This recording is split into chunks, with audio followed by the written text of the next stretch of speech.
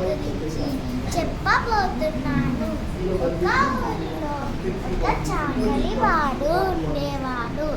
అతనికి ఒక గాడిద ఉండేది.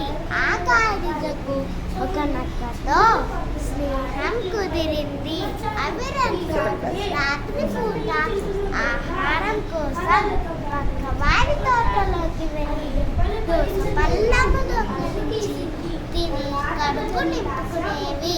తర్వాత రాహిత్య చెప్తాడు. ధన్యవాదాలు. నమస్కారం.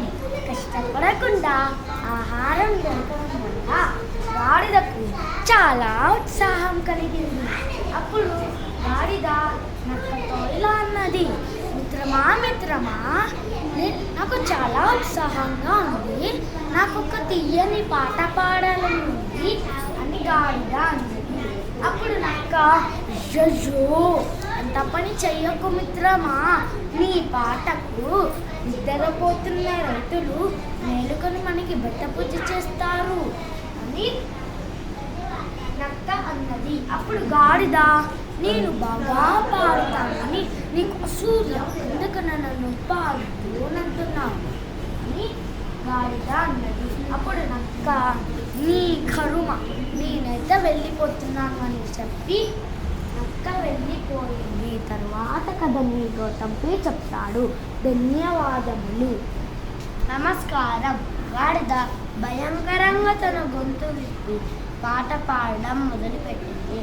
అంతకుముందే రైతులు తమ తోటలో ఉన్న దోసపళ్ళు ఎలా మాయమవుతున్నాయో అర్థం కాక ఈరోజు ఎలాగైనా దొంగని పట్టుకోవాలని కాపలా కాస్తున్నారు. తర్వాత కథని ఆరవ్ చెప్తాడు. ధన్యవాదములు.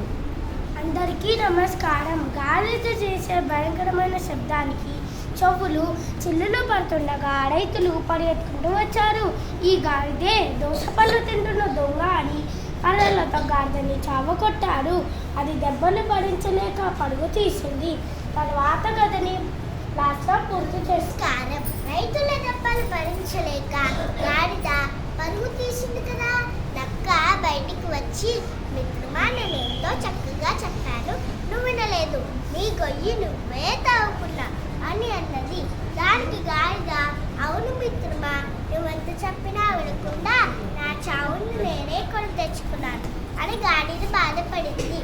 ఈ కథలోని నీతి ఏమంటే, అనుభవం ఉన్న పెద్దవాళ్ళు మన మంచి కోరి చెప్పే మాటలు వినడం మంచిది.